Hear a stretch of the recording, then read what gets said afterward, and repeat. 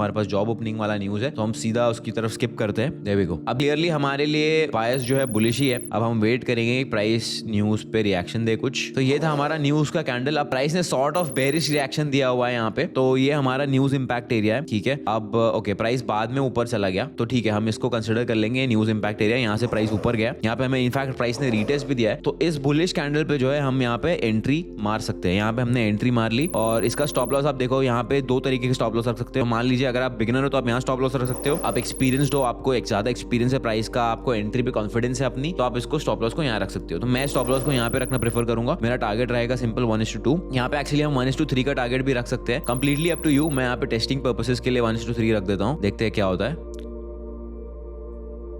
And there we go, price ने हमारा target hit कर दिया है। अब इसके पीछे का लॉजिक ये है भाई कि अब न्यूज आया है और उस बेसिस पे प्राइस रिएक्ट कर रहा है। अब प्राइस न्यूज के ऊपर रिएक्ट कर रहा है, इसका मतलब एक सर्टेन डायरेक्शन में जा रहा है। इसका मतलब ऑफ कोर्स भाई उस न्यूज का जो इंपैक्ट है प्राइस पे वो पॉजिटिव आया है, अगर प्राइस ऊपर जा रहा है तो, राइट। अब वो इंपैक्ट पॉजिटिव आया है, तो जब प्राइस वापस नीचे आ रहा है पुल बैक लेने के लिए, तो there is a very high chance कि प्राइस ऊपर ही कंटिन्यू करेगा, बिकॉज न्यूज ही उस डायरेक्शन में आई है। कॉमन सेंस वाली बात है, राइट। अब हमें बस ये देखना है कि भाई यहाँ पे न्यूज के बेसिस पे प्राइस एक्शन जो बन रहा है उसका जो जोन है हमें वो देखना है, और हमारी एंट्री है, हमारा स्टॉप लॉस, हमें बस इस चीज का ध्यान देना है। बहुत सिंपल सा सेटअप है, बहुत सिंपल सा स्ट्रेटजी। मैंने बहुत बार इसको लाइव ट्रेड करके दिखाया हुआ है प्रॉफिटेबली। तो अभी मान लीजिए 3 सितंबर हमें 1:3 का ट्रेड मिल गया। मान लीजिए हमने 2% रिस्क किया था एंड यहाँ पे हमारा 6% का टारगेट हिट हो गया।